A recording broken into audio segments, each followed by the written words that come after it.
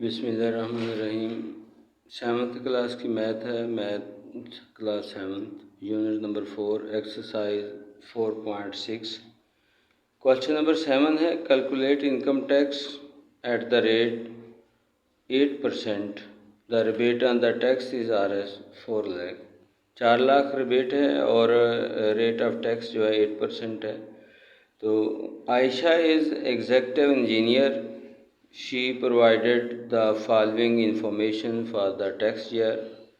Income, तो उसकी income है सैलरी इनकम 8,40,000 है और income for the other sources 1,60,000 है।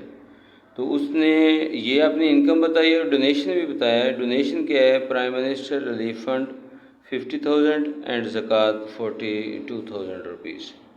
तो हमें ये पता होना चाहिए कि उसकी सैलरी जो है, तनख्वाह जो है, वो उसकी 8,40,000 है और income from the other sources जो है 1,60,000 है, 1,60,000 है।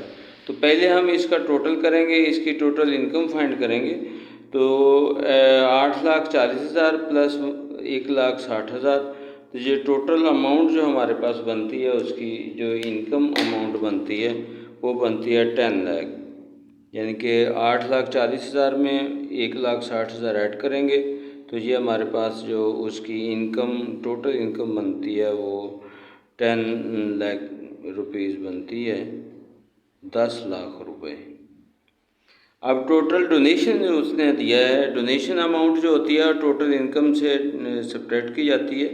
तो डोनेशन अमाउंट जो उसने दिया है रिलीफ फंड प्लस ज़कात, यानी कि 2 डोनेशन दिए उसने, रिलीफ फंड में भी दिए और ज़कात भी दिए। तो इनका सम लेंगे हम, तो 50,000 रिलीफ फंड है और 40,000 उसकी ज़कात पे की है। तो ये हमारे पास टोटल जो अमाउंट बनती है 92,000 रुपीज़ बनती है। जब हम इन दोनों का सम लेंगे तो ये 90,000 रुपीज़ होगी। अब total income after donation, donation के बाद जो टोटल इनकम बनती है, यानी कि हमारे पास टोटल 10 लाख इनकम थी, उसमें से 92,000 रुपये उसने डोनेशन पे किया, तो उसके बाद जो टोटल इनकम बनी डोनेशन के बाद वो 9,08,000 रुपीज़ है।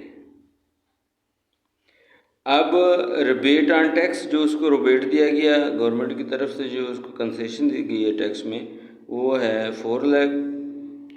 तो टैक्सेबल इनकम हमने फाइंड करनी है। टैक्सेबल इनकम फाइंड करने का ये होता है कि टोटल इनकम में से सब्ट्रैक्ट करते हैं जो अपना रिबेट होता है।